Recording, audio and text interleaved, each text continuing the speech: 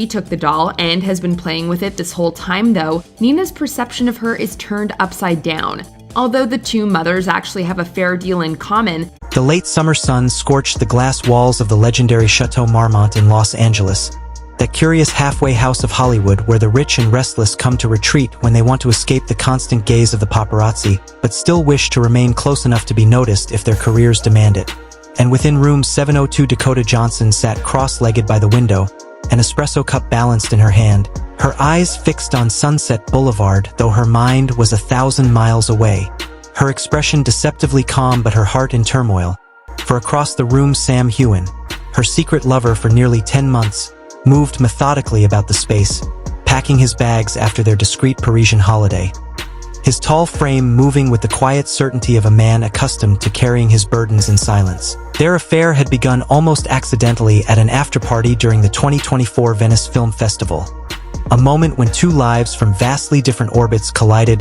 Dakota, the daughter of Hollywood royalty, raised in the glittering yet suffocating shadow of Melanie Griffith and Don Johnson, forced from childhood to wear masks to survive the weight of legacy, expectation, and scrutiny, and Sam, a rugged Scotsman with a brooding depth and an authenticity so rare in the entertainment world that his very refusal to play Hollywood's endless games seemed like an act of rebellion. And Dakota, who had grown weary of men who lived for image, posturing, and carefully constructed illusions, found herself drawn to him with an intensity she could neither resist nor explain. Because in a city of masks here was someone who had none, and while their connection felt like an irresistible whirlwind, not everyone welcomed the storm it carried, least of all Dakota's mother. At a quiet dinner in her Malibu home, Melanie Griffith, herself no stranger to love, rebellion, or the weight of scandal, had looked at her daughter with eyes as sharp as when she played Tess McGill in Working Girl and asked with the bluntness of maternal intuition, "Who is he?" And when Dakota, not lifting her gaze from her salad, answered simply, "Sam, a guy from Scotland, no family here, no influence, no connections to Hollywood." Melanie's silence was louder than disapproval until she pressed, "Are you sure this is the man you want to be with?" And Dakota, feeling the cold steel of her mother's question, placed her fork down and looked up, replying with quiet conviction, "I know happiness isn't simple, but Sam isn't simple either, and that's why I love him." Words that to Melanie sounded more like a defiant plea than a declaration, and from that night a silent war began. Over the following 3 months, Melanie launched a campaign of soft deterrence, subtle but relentless, arranging Dakota's filming commitments to keep her away from Europe despite her daughter's wishes, inviting Sam to a family party only to treat him as though he were invisible, reposting old photographs of Dakota with her ex, Chris Martin, in what seemed an attempt to remind both the press and Dakota herself that she once had a relationship that better aligned with her Hollywood circle. And while Sam, naturally averse to confrontation, endured it quietly with a respectful distance, even confiding in his closest friend Graham McTavish that though Melanie never spoke the words directly, her eyes had already declared him a blemish upon the carefully curated image of her daughter's world. The tension reached boiling point when a photograph surfaced online from a resort in France, showing Sam and Dakota holding hands, gazing into one another's eyes with the kind of intimacy that defied ambiguity. The image captured by a hidden camera in the bushes and leaked onto the internet, where it immediately sparked feverish speculation. Are they really together? Sam breaks barriers to be with Dakota. Melanie Griffith won't like this. But what turned the situation from unfortunate intrusion into near betrayal was the revelation that the photograph had been leaked from the private account of Melanie's own assistant. An exposure so specific that both Sam and Dakota knew instinctively where the trail led, though Dakota, tears welling in her eyes, refused to believe her mother could sink to such subterfuge, whispering, "It can't be my mother," while Sam remained silent, only tightening his hand around hers, his quiet resolve speaking the words he chose not to voice.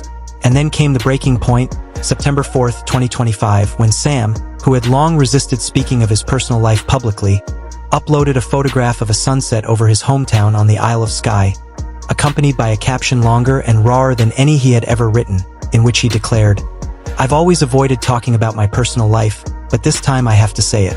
I love Dakota Johnson. We don't need anyone to confirm that." But I'm not going to let anyone, not even her mother, deny us this happiness. I'm not perfect. I'm not from Hollywood. But I mean it. And if love is a fight, I choose to stand by her until the end. Don't mistake my silence for agreement. I'm not silent anymore. With all due respect, Melanie, I'm not your boss. A declaration that was at once a love letter, a manifesto, and a direct challenge to the mother of the woman he loved. And within an hour, the post had surpassed 3 million likes, the media exploding with headlines like People. Sam Heughan declares love for Dakota and challenges Melanie Griffith, TMZ. Future mother-in-law or mother-in-law in the way. Entertainment Weekly. Love, fame, and rebellion. Sam Heughan becomes Hollywood's new romantic hero, turning what had been whispered rumors into the biggest Hollywood love story of the year. Yet, as with all public confessions, the consequences were swift, and within 3 hours Melanie responded not through the impersonal detachment of Instagram or PR statements but live on. Close friend Karen Fielding on a morning radio show, where her words, controlled but laced with frustration, echoed across the country. I have no problem with Sam. I just want what's best for my daughter, and I don't think the man who's best for Dakota needs to be fighting with her mother online. A statement that seemed both conciliatory and dismissive, fueling division in public opinion, with one camp applauding Sam's courage and authenticity, arguing he had broken free of Hollywood's suffocating etiquette to speak the truth of his heart, while the other accused him of immaturity, of disrespecting boundaries and dragging private family tensions into the unforgiving glare of the public stage. But what none of them understood was the psychological battlefield beneath the spectacle. The ancient dance between generational expectation and individual desire, the archetypal struggle of daughter breaking free from the mother's shadow, the man caught in between, forced to prove himself not only as a lover but as a challenger to the inherited systems of control. And for Dakota, who had spent her life balancing her mother's legacy, her father's absence, and the weight of her own fame, Sam's declaration was both a salvation and a burden. A liberation that came with the risk of severing ties too deeply rooted to discard easily. And in the days that followed, while the press dissected every angle, fans turned hashtags into battlegrounds, and think pieces debated whether Sam's post was reckless or revolutionary. What lingered beneath it all was the undeniable reality that love under pressure becomes not merely a private affair but a public war, where silence itself can wound and truth spoken aloud can become the most dangerous weapon of all. And as Dakota stared out from her hotel window at the ever-moving chaos of Sunset Boulevard, her espresso cold in her hand, she knew that nothing would ever be the same again. Because in the city where image is everything. Not long after 50 Shades of Grey premiered. While Johnson promoted her blockbuster film, she also poked fun at its lack of Oscar potential. But this movie is a ton of fun. The storm of love, fame, and family is never easy to navigate, and Dakota Johnson found herself right in the center of it when silence became her most dangerous weapon. For after Sam's bold declaration of love and defiance against Melanie Griffith's quiet but relentless resistance, the world expected Dakota to choose a side. Yet her refusal to speak, her frightening silence, became the spark that kept the fire alive. And while Sam retreated to his native Scotland, weary of Los Angeles and the suffocating pressure of both the press and family, Dakota was spotted alone in Malibu, her sunglasses hiding the turmoil in her eyes, her steps heavy with unspoken weight, and fans began speculating wildly, questioning whether Sam had gone too far, whether Dakota was trapped between filial loyalty and her own heart. Yet inside her canyon home she sat with her laptop open, pouring herself into a letter addressed to her mother, writing with trembling fingers, "Dear Mum, I have always respected you, but love is not something to be measured in influence or appearances. Sam is not like the men I have known, and that is why I can breathe with him, why I feel at peace, why I don't need someone who pleases Hollywood. I need someone who sees me as Dakota, not Melanie Griffith's daughter." Yet her finger hovered over the send button, hesitation pulling her back from the edge of confrontation, for some truths needed to be spoken not with emails but with presence. And so she booked a flight. Quietly, no publicist, no warning, and 2 weeks later, as the morning mist rolled across the Isle of Skye, Sam, walking down towards the beach with the weight of heartbreak in his chest, saw her emerging from the fog, suitcase in hand, her hair untamed by travel, her face tired but her eyes burning with resolve, and when she walked closer, Sam whispered with disbelief, "I thought you chose your mother." To which she shook her head and replied softly, "No, I chose myself, and I am the woman who loves you."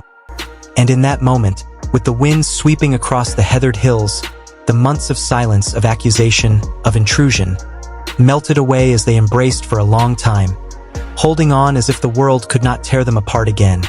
And though the press continued their frenzy, within that hug there was a quiet victory, one they would protect fiercely. And so when Dakota reappeared weeks later on Jimmy Fallon's show Laughter, lighting her eyes again, she finally addressed the speculation, saying, "I love my mom, and I love Sam.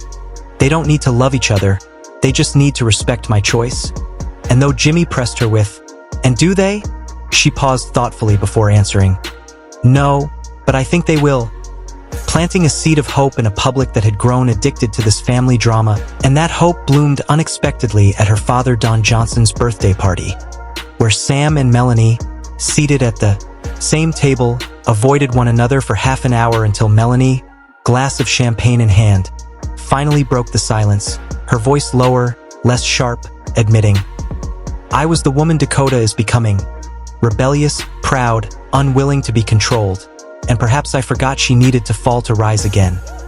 I don't trust you completely, Sam, but if she loves you, I will learn to trust very slowly." To which Sam, measured and steady, replied, "I don't need your belief, only your willingness not to break what we are building." And with that fragile truce, a new beginning unfolded, one that found its symbolic expression in December when Vanity Fair released an exclusive shoot of Sam and Dakota hand in hand against the frozen beauty of Iceland. Their bodies close, their expressions unpolished, their interview accompanying the images even more telling, Dakota confessing, "I never thought I would fall in love with someone who wasn't part of my world, but maybe that's why I can be myself with him," while Sam, direct as ever, declared, "This isn't a fairy tale. There's pain, anger, tears, but it's real, and I choose real every time."